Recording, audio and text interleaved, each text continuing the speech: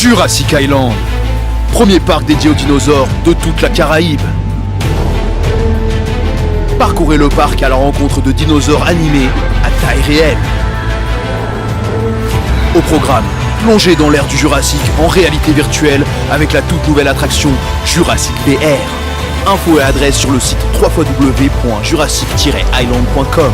Venez vous fondre le temps d'un instant dans un autre monde. Martinique Actualité. Le Premier ministre d'Haïti, Ariel Henry, a démissionné. Ceux que la presse occidentale continue à qualifier de gangs ont obtenu ce qu'ils veulent. C'est donc un coup d'État réussi avec, semble-t-il, le soutien de la population. L'image des gangs que nous a vendue toute la presse occidentale pendant de longs mois s'éloigne un peu plus. Au Lamentin, cette nuit, 5 voitures ont été brûlées dans la concession AutoGM. On ne sait pas si cela a un rapport avec l'affaire Hervé Pinto, si c'est donc un prolongement de ce qui s'est passé à l'avenue Maurice Bishop.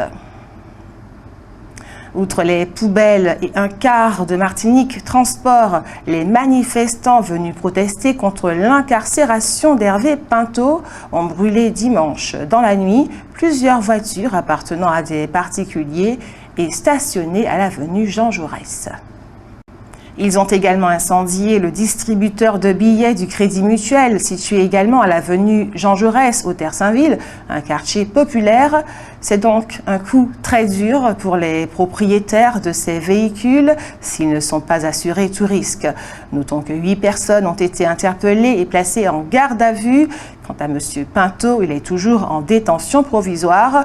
Personne ne sait pour combien de temps. La procureure de la République a donné quelques indications quant à la personnalité des personnes qui ont été arrêtées. Des jeunes parfois, mais pas toujours, connus de la police. Je vous le disais en titre, Serge Letchimy, le président du conseil exécutif de la collectivité territoriale de Martinique, n'a pas clairement condamné les exactions que l'on observe depuis 2 nuits maintenant. Il observe qu'elles sont nées d'un sentiment d'injustice et a semblé souhaiter que soit mis fin le plus vite possible à l'incarcération d'Hervé Pinto. La procureure de la République, pour sa part, a indiqué que M. Pinto ne sera pas remis en liberté dans les jours qui viennent, mais qu'une audience supplémentaire aura lieu pour le juger avant 2 mois. Soulignons que le conseiller territorial Francis Carole a pris la tête d'un comité de soutien à Hervé Pinto et a déclaré que le préfet ayant franchi une ligne rouge, il aura une riposte. Quant à la Soupama, elle affirme avoir la preuve qu'une manière de bande organisée utilisant essentiellement la corruption s'est mise en place pour spolier les Martiniquais de leurs terres. Selon elle, 300 dossiers ont disparu du greffe du tribunal.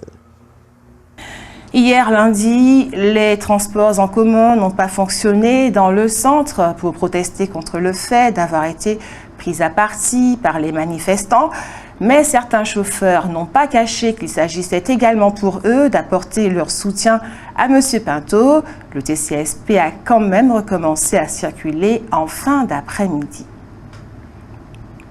La 4e édition de la manifestation L'entrepreneuriat au féminin s'est déroulée hier à la Villa Chanteclair.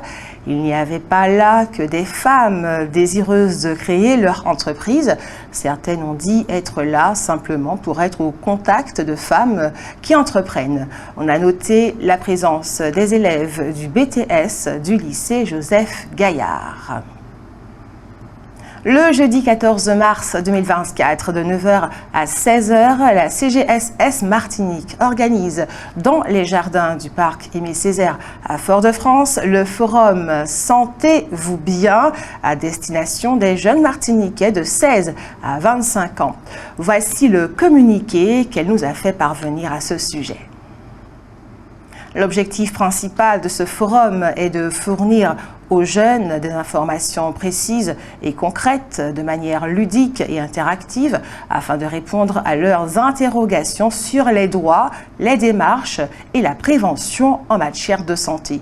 Il vise également à promouvoir des comportements favorables à la santé, à sensibiliser sur les offres de services disponibles et à favoriser les dépistages précoces. Ce forum offre aux jeunes âgés de 16 à 25 ans, scolarisés ou non, un accès à des informations ciblées, un partage d'expériences et un soutien dédié. Sentez-vous bien est organisé en collaboration avec la ville de Fort-de-France, l'Agence régionale de santé, ARS, et le rectorat. Il est spécialement conçu pour offrir aux jeunes un espace d'échange, de discussion et de partage d'informations sur des sujets cruciaux liés à la santé. Des professionnels seront présents pour animer les 26 stands interactifs, parmi lesquels la Croix-Rouge, Action Sida, Point Info Jeunesse, l'ADOM, le Séclage, Sister, le GRADES, le GRAD, le CROUS et bien d'autres encore. Plusieurs thématiques essentielles telles les addictions, le mal-être, le rapport au corps et à la santé ainsi que la gestion des maladies graves ou chroniques seront abordées. Le forum Sentez-vous bien sera également un outil éducatif qui sensibilisera les jeunes à différents aspects de la santé tels que la nutrition et la santé mentale. En Martinique, environ 6000 personnes seulement se sont fait tester au chlordécone. Aucune statistique n'a été rendue publique concernant ces tests. Difficile dès lors de prétendre que 90% des Martiniquais sont impactés par le chlordécone. Rappelons que le plan Chlordécone 4 prévoit 92 millions sur 5 ans, 2021-2027, pour réparer les désagréments causés par ce pesticide. Martinique Développement est lauréate de l'appel à manifestation d'intérêt, pôles territoriaux d'industrie culturelle et créative, aux côtés de 24 autres lauréats dans le cadre du dispositif France 2030. Le projet porté par Martinique Développement recevra une dotation de 140 000 € financée par la Banque des Territoires, la collectivité territoriale de Martinique et l'État. Il a pour objet la création d'un pôle territorial consacré à l'image animée, aux jeux vidéo, à la création immersive, au cinéma et à l'audiovisuel au service du développement des entreprises et acteurs de la filière en Martinique. Alexandre Ventadour, conseiller territorial et président de Martinique Développement, a déclaré à ce sujet « Je suis très fier que nous ayons remporté ce premier appel à manifestation d'intérêt. Il s'agit d'une manifestation claire de la compétence de Martinique Développement en matière d'accompagnement de groupements d'entreprises et de structuration de filières. D'autres projets suivront et nous travaillons également à la définition d'une stratégie globale en la matière. » Rappelons que France 2030 est un dispositif doté d'un budget total de 47 millions d'euros. Il instruit et accompagne les dossiers de candidature pour encourager l'émergence d'initiatives collectives. L'objectif est de structurer un écosystème entrepreneurial, culturel et créatif local.